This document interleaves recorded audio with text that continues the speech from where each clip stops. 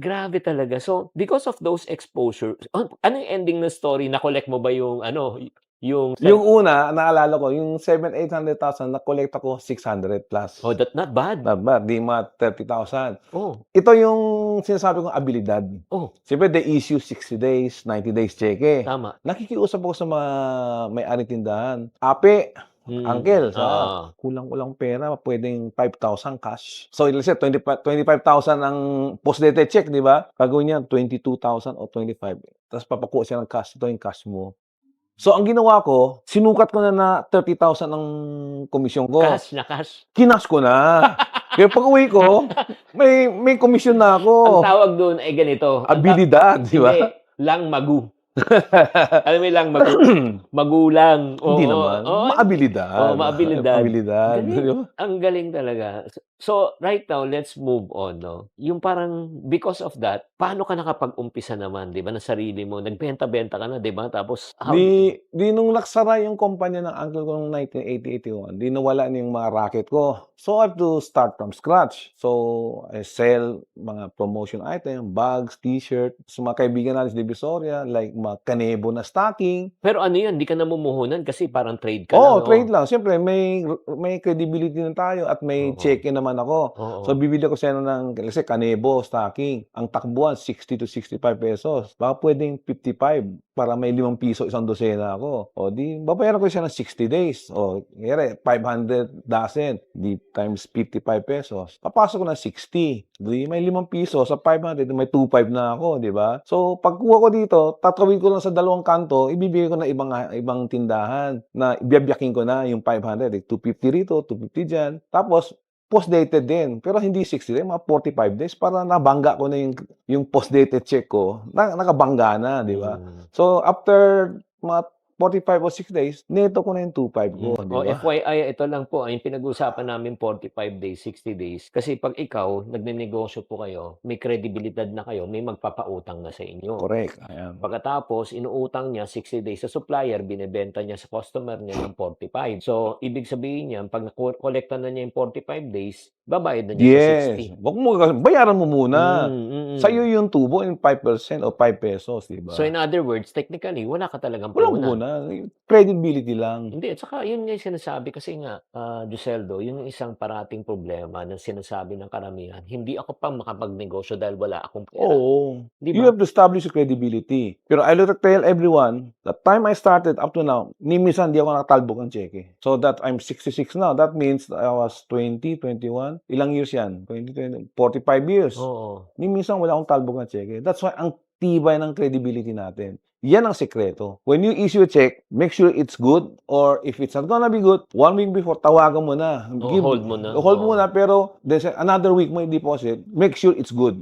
Ganun lang kasimple yun. Pag-usapan natin, sige, paano naman nag-umpisa si Ever Bilena? Di dami kong binebenta, so on and so forth. Parang akong hindi siya regular. Oo. May season ng malakas ang bag, may season malakas ang t-shirt. So sabi ko, I need something regular. Then nasa isip ko, why not go back to the business that I know, cosmetics. At that time, yung late 82, 83, ang umiinit ng nail polish Umiinit ang nail polish. Ay, naalala ko yung brand na ito mga pinsan ko namin yan. Caronia. Yeah.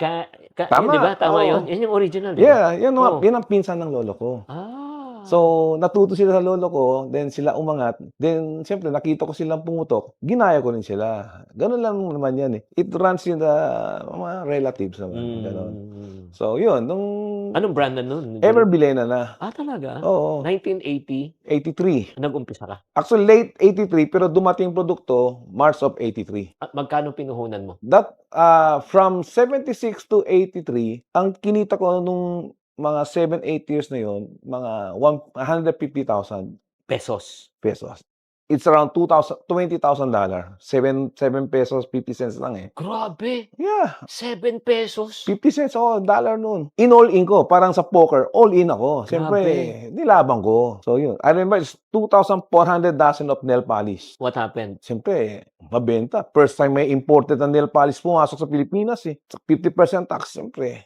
Caronia, local. Pero halos pareho ang bote na mas mura pa tayo. Alam ng Pilipino pag nakita. Kasi ang Ever Bilena in Mandarin means forever beautiful lady in Bilena. So pagdating naman, nung nabebenta ko na, para sa Pilipinas, bili na. Di ba? Bili na. Bili na. Kaya, Ever bili na. bili na. Kaya ang dali eh. So, Divisoria lang naubos ko na. So in other words, yung 150,000, ilang buwan? Dali lang, wala pang 2 months, ubos eh. Grabe. Ang tawag naman namin dyan sa mga negosyo, mga kaiponaryo, is ROI, Return of Investment. Yes. So during that time, magkano ang profit margin? 10%? Nasa 30%. Wow! 30%, siguro neto ko mga 20. Oo, after Kasi tax and everything. apat na tao lang naman kami noon eh. Wow. So, matipid ang operation ko. Kasi ako, isang driver, isang painante, at sister ko. Grabe. So Apat lang kami. It started with 4 people. So, umorder ka na ulit, syempre. Umorder pa uli. And then, on the second order, all-in na naman ako. Oo. Partial payment ako. Nung dumating, bibigyan ako konting credit line na. Wow. So, as we go on, palaki ng palaki yung credit line ko. So, I remember nung pumasok ng before EDSA Revolution, yung 76, EDSA 1, 86. 86. Umabot ng $300,000 ng aking line. Eh, nung pumasok ang EDSA 1, siyempre parang bagong bayan, bagong si Cory pumasok. There's a new, how do you call it? Parang biglang bumuhay ang Pilipinas because nabigyan ng panibagong panimula at pag-asa. Kasi new parang people's power. Yeah. It was a global thing, so a lot of investors come in. Oh. So na-feel ko may surge.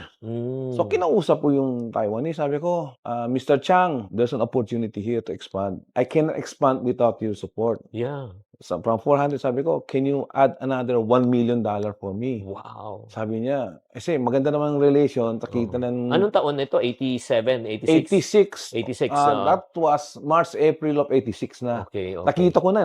Yan ang sinasabi ko, you go with the flow eh. Parang river na tumatakbo, pag naka-float ka, sasabay ka sa agos eh. So, sumasabay lang ako. Nung kinuwento ko ito, how much do you need? Sabi ko, mga $1 million credit line. Nung sa Taipei kami, sabi niya, ito yellow pad, sulat mo kung anong gusto mo orderin. Sinulat ko, siyempre. So, in 3 months, dumating yung 1 million na produkto. Pero sabi ko, I can pay you in 4 months, 5 months. Hulug-hulugan. Go ahead. Alam naman Chinese eh, di ba? Support. Nakita niya, may chance din siya lumaki. So, hindi naman dumating kaagad yung 1 million in isang baksak. Mga 3-4 times naman. So, every time na dumating, partial din tayo. So, nung nakita humataw, so, na-maintain yung 400 plus, so, naging 1.5 million ang credit line ko. So, from there, tuloy-tuloy na. And the rest is history. Yeah, and the rest is history. Yeah. So, technically, 'di ba, from 150,000 pesos, 'di ba? Alam ko lumaki na siya. Pero kailan mo tinamaan yung first million na income? Ito yung numero. I think I started with 83. First year ko nasa I think 1.5 million lang ang benta ko. On the second year, 84, parang reaching 3. Basta yung 85, parang nasa 8 million na ako. So sa 85 mo tinamaan pa? Hindi pa. Nung 85, nag-8 million ko. Yung 86, from 8 million, pumalo ko ng 32 o 33 million. Kaya nga. Ako, mga almost 4 times. Doon ako pumalo.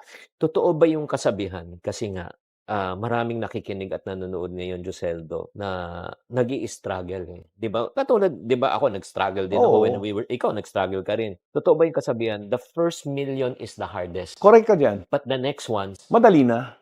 Tuloy-tuloy na. Paliwanag mo nga bakit. Yun ang sinasabi ni Henry C.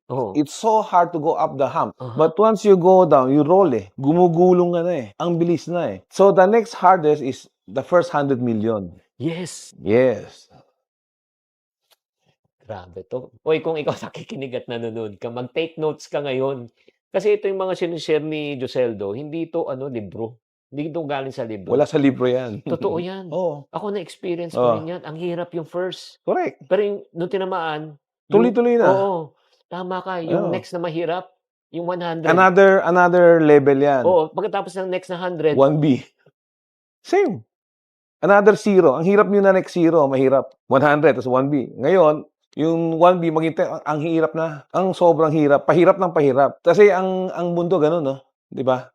Kaya when you go up that the peak, you become loner. Oh, ang lungkot, no? Palungkot ng palungkot. Kaya sabi ko, tama na dito sa gitna, sa 2/3 of the o 3/4, okay na ako diyan. Marami pa tayong kaibigan. Pero yun nga, pagka umabot ka na sa punto na gano'n, ito lang FYI, no? Kasi there will come a time, siyempre, pag ano na, established na and everything, people think, "Ay naku, ang galing na niyan." Pero minsan, hindi na alam naman tao na hindi naman natin alam ng lahat. Yes. Pag na ano ka na stuck ka na do'n, who do you talk to? Who do you Kokonti na kayo, eh. Kaya nga.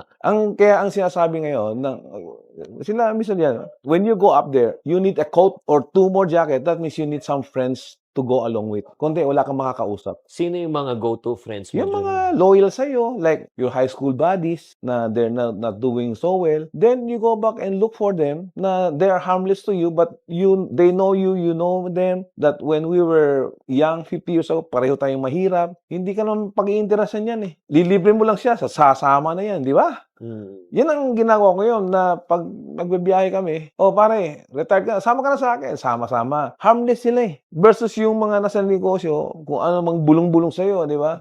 At least itong mga tunay na kaibigan, mga high school buddies, mga college yan, na alam mong medyo nasa retirement na sila, na they have time, and then if they're willing to join you, baliwala naman yun, imbitahin mo lang sila, lilibre mo lang.